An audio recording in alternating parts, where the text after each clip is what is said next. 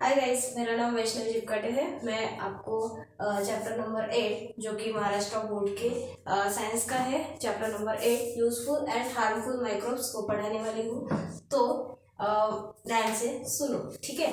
तो मेरा ये क्वेश्चन है आपसे सबसे पहला कि व्हाट इज माइक्रोब्स। माइक्रोब्स क्या होते हैं, आपको पता है माइक्रोब्स क्या होते हैं?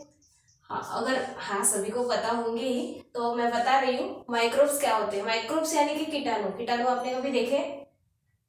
नहीं देखे होंगे ना। कीटाणु कभी दिखते हैं क्या? नहीं। तो यही खासियत होती है। इनको माइक्रोब्स क्यों कहते हैं? क्योंकि ये हमें अपनी खुली आंखों से, हमारी खुली आंखों से हमें माइक्रोब्स नहीं दिखते हैं, इसलिए हम इन्हें क्या कहते हैं?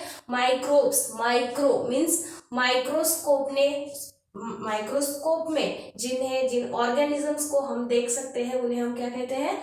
माइक्रोब्स। समझ में आया? तो आप अपने नोट्स में लिख सकते हैं माइक्रोब्स। हेडिंग दे दो छोटी सी, माइक्रोब्स। माइक्रोब्स, माइक्रोब्स मीन्स लिखो माइक्रोस्कोपिक ऑर्गेनिजम्स। माइक्रोस्कोपिक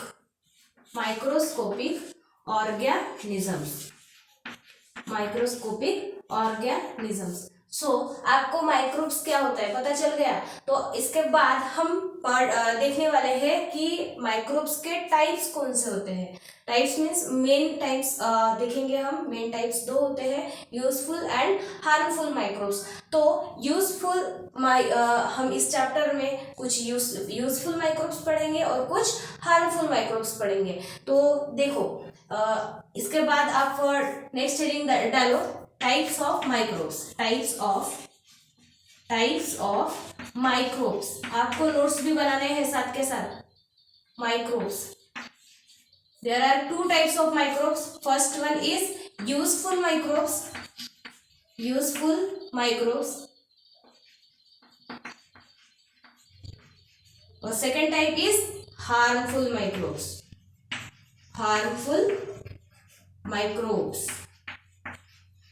माइक्रोब्स देखो, जो हमें दिखते भी नहीं उनके बारे में हमें पढ़ना है, क्योंकि ये बहुत खतरनाक भी होते हैं, बहुत यूजफुल भी होते हैं। सो हमें इस चैप्टर में यूजफुल माइक्रोब्स, 3 यूजफुल माइक्रोब्स पढ़ने हैं और एक हार्मफुल माइक्रोब्स पढ़ना है। तो 3 कौन से यूजफुल माइक्रोब्स पढ़ने हैं देखो। फर्स्ट माइक्रो ऑर्गेनिज्म का नाम है लैक्टोबैसिलाई। क्या नाम है? लैक्टोबैसिलाई, या फिर हम इसे लैक्टोबैसिली भी बोल सकते हैं। कुछ लोग लैक्टोबैसिली भी बोलते हैं, कुछ लैक्टोबैसिलाई भी बोलते हैं। Second one is second useful microbes is rhizobium. What? Rhizobium. And third one is yeast. And harmful microbes, first is clostridium।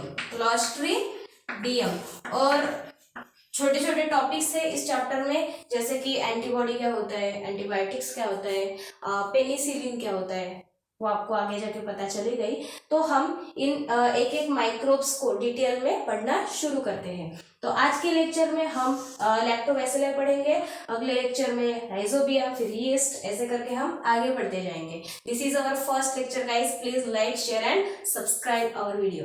Okay, so our first micro organism is lactobacilli. सो ये आपको नेक्स्ट हेडिंग देनी है lactobacilli.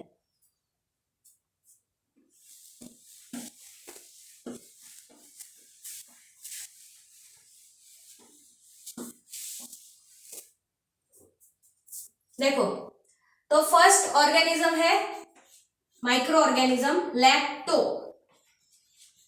Lactobacilli या फिर lactobacilli. तो ये कहाँ होता है, कैसा होता है, इसका यूज क्या होता है, ये कैसे बनता है, क्या करता है, इसका काम क्या होता है, ये सब हमें इस टॉपिक में देखना है। तो चलो स्टार्ट करते हैं। लैक्टोबैसिलाई ये क्या होता है?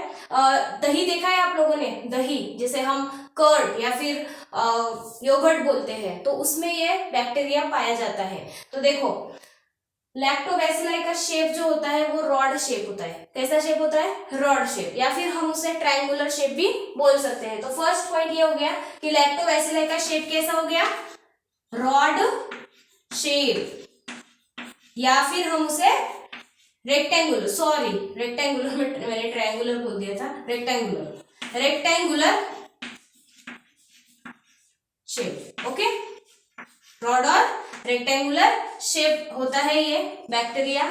उसके बाद ये जो बैक्टीरिया है ये ऑक्सीजन के बिना भी जी सकता है। हमें जैसे हमें जीने के लिए ऑक्सीजन की जरूरत होती है, ऑक्सीजन के बिना हम जी सकते हैं क्या? नहीं। लेकिन ये जो बैक्टीरिया है ये ऑक्सीजन के बिना भी जिंदा रह सकता है, सरवाइव कर सकता है। तो जो ऑर्गेनिजम्स ऑक्सीजन के बिना सरवाइव कर सकते हैं उन ऑर्गेनिजम्स को हम एनएरोबिक बैक्टीरिया कहते हैं। कौन से बैक्टीरिया? एनएरोबिक। तो ये बैक्टीरिया है, दिस इज अ एनाएरोबिक